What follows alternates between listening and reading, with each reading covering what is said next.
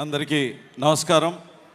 వేదిక మీద ఉన్న పెద్దలందరికీ, జనసేన పార్టీ అధ్యక్షులు పవన్ కళ్యాణ్ గారికి, అలాగే ఈ 12వ ఆవిర్భావ దినోత్సవానికి వచ్చేసిన జన సైనికులకి, వీర మహిళలకి, 2 రాష్ట్రాల నుంచి వచ్చిన కార్యకర్తలందరికీ కూడా నా హృదయపూర్వక నమస్కారాలు. నేను ఒక సాధారణ మధ్యతరగతి కుటుంబంలో పుట్టి రాజకీయాలని దూరం నుంచి చూసే మీలో ఒకడిని. కానీ నాకు అందరికన్నా ఎక్కువ ఒక అరుదైన అవకాశాన్ని ఇచ్చి పార్లమెంట్లో మొట్టమొదటి జనసేన అభ్యర్థిగా నేను ప్రమాణం స్వీకారం చేసినందుకు చాలా గర్వపడుతున్నాను. ఇలాంటి అవకాశం ఇచ్చిన పవన్ కళ్యాణ్ గారికి నమస్కరిస్తున్నాను సార్. అలాగే పార్లమెంట్కి పంపటమే కాదు, అక్కడ ఏం మాట్లాడాలి, ఎలా మాట్లాడాలి అనేది కూడా ప్రతి సెషన్స్ ముందు నేర్పిస్తూ, మనకింత మెజారిటీ వచ్చినందుకు మనం ఎంత బాధ్యతతో పనిచేయాలని మాత్రం ప్రతిసారి చెప్తూనే ఉంటారు.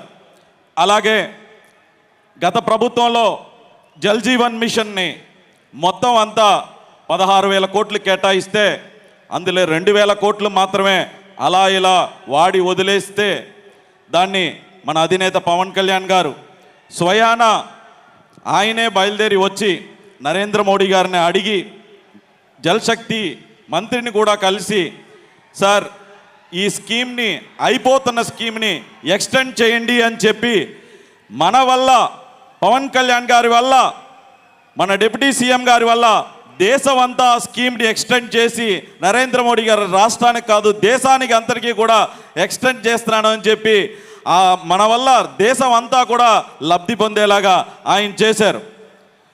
నేను కూడా మీకులాగే మన సార్ స్పీచ్ కోసమే వెయిట్ చేస్తున్నాను. సో దానికోసం ఎక్కువసేపు మాట్లాడకుండా